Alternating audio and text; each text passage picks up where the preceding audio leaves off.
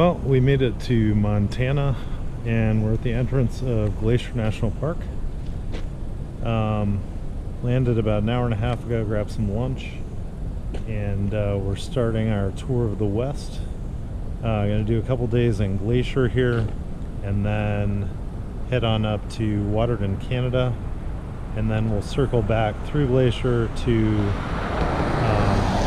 Yellowstone, Grand Tetons, head west or east towards Badlands, Devil's Tower, Mount Rushmore, and head out of South Dakota.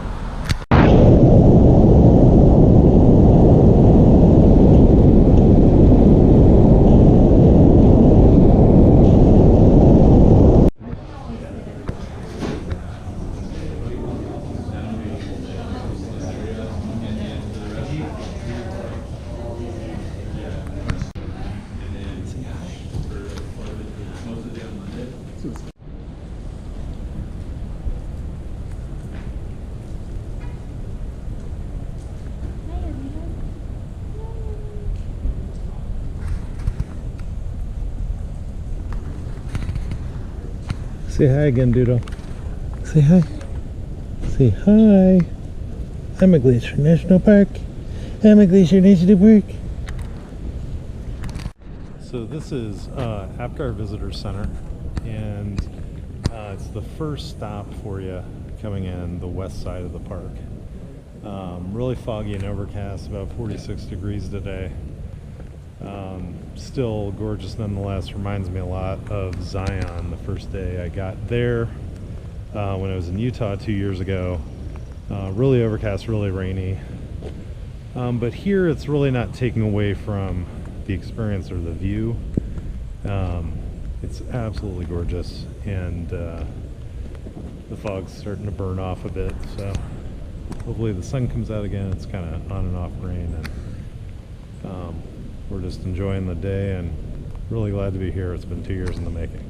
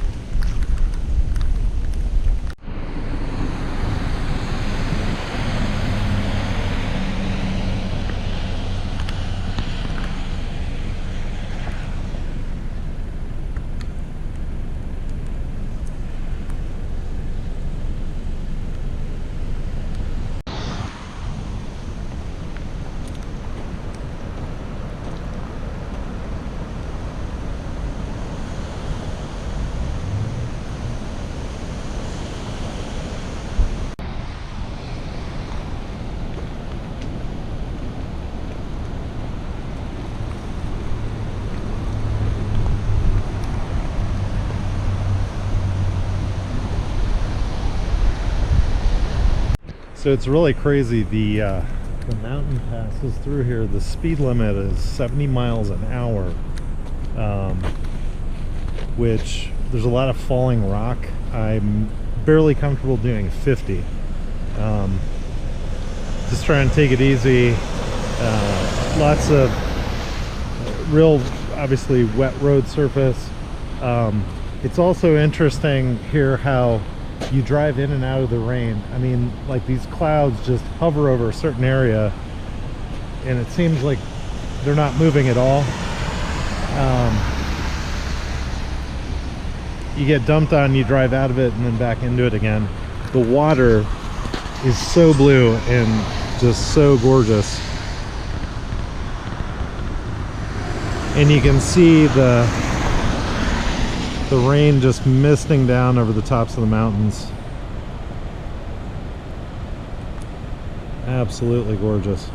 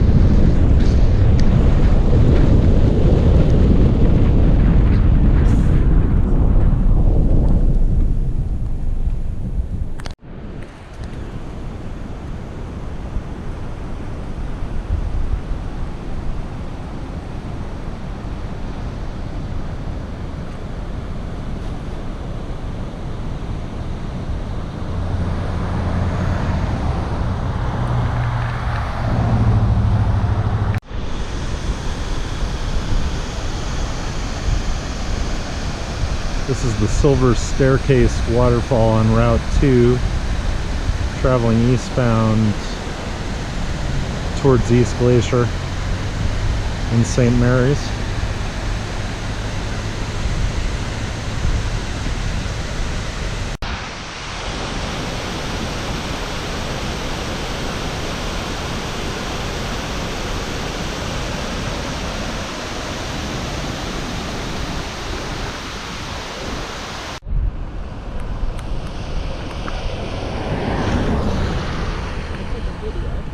Down a little store down here. My husband's missing it all.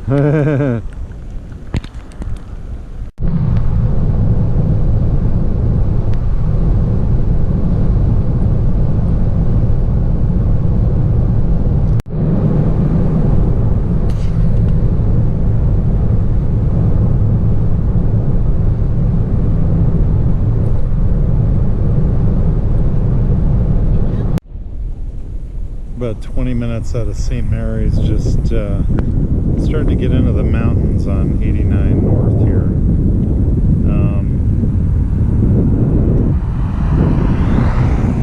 The main road that traverses through the park is closed due to snow until mid-July for clearing it out and resurfacing, and so this is kind of the alternate all the way around and back in route. Lots of beautiful aspen trees.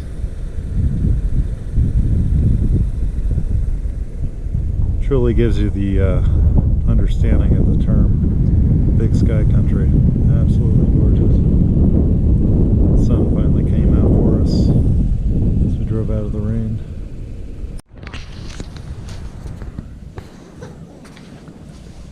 Oh, you look so cute, doodles.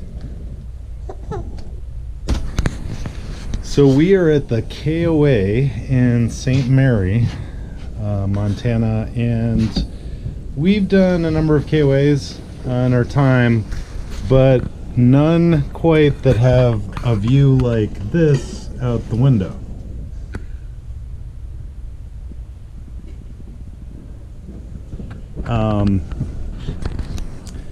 Standard camper cabin, but this has a much nicer Tempur-Pedic mattress. Doesn't look like it, but it is. A little rustic outside. Not that I'm really concerned with internet at all, but they are putting in wireless bridging on the front of all these cabins.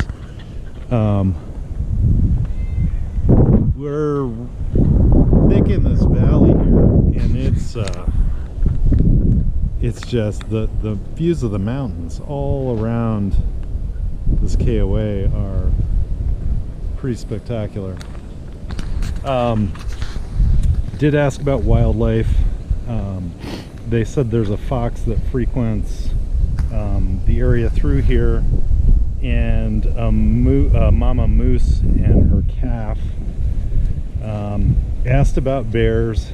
We're really interested in seeing one, which brings me to an interesting story in a second.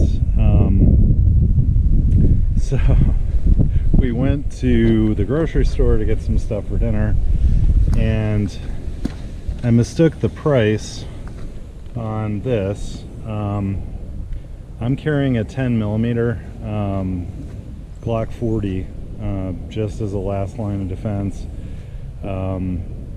which is a conversation all to itself as far as how you're going to protect yourself against larger predatory animals.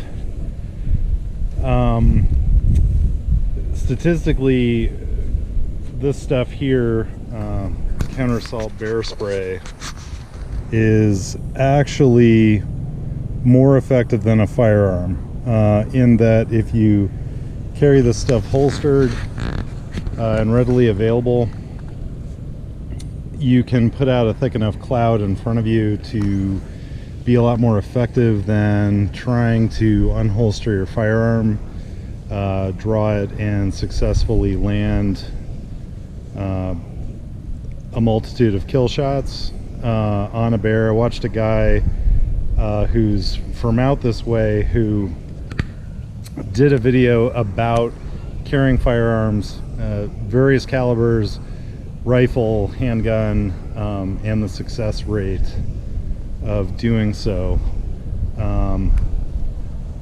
and came to the conclusion that he'd be better off with bear spray. And quite frankly, a lot of folks who study bear activity have come to the conclusion that 90% of bear charges are actually false charges, where they'll charge at you and usually stop the last minute.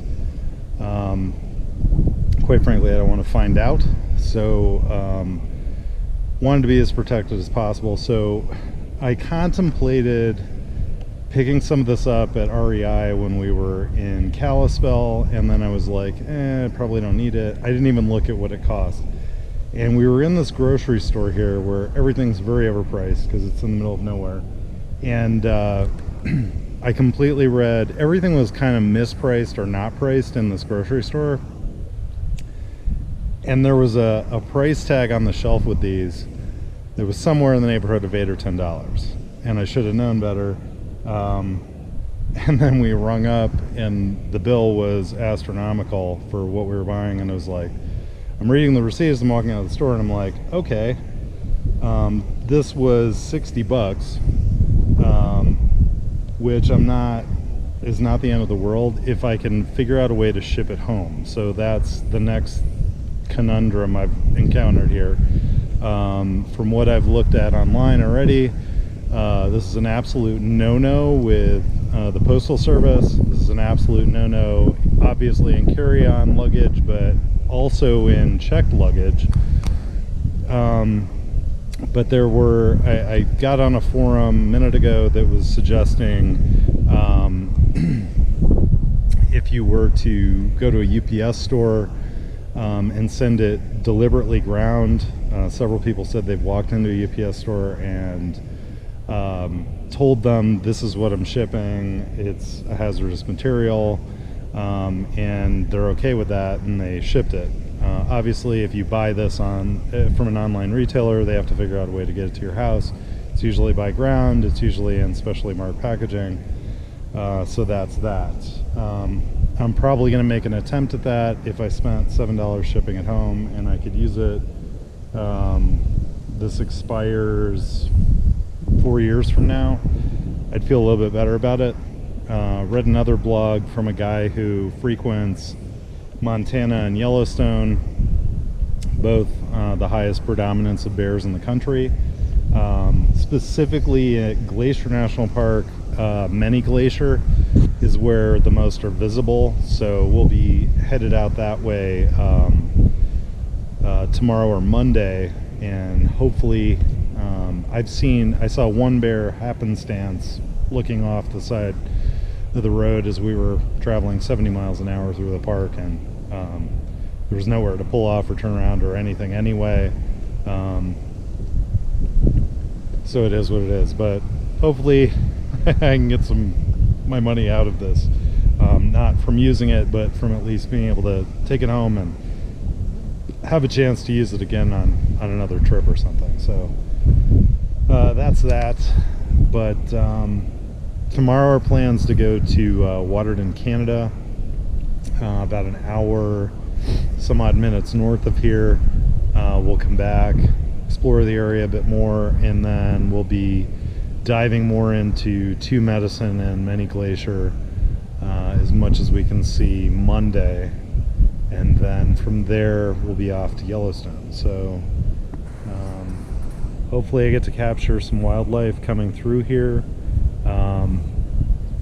Again, after some of our experiences, not a big fan of KOA, but this one in particular is great so far. Lots of amenities, and nice little place to call it home for a night without spending a lot of money. And quite frankly, if you want to stay out here and you don't have an RV, which we're still looking into and don't have one, probably not one anytime in the near future, this is a great option. There really aren't any hotels nearby, so it is what it is. And looks like the clouds clouds are rolling in. It almost felt like it was snowing a bit earlier. So we'll see what we see, and we'll keep you appraised.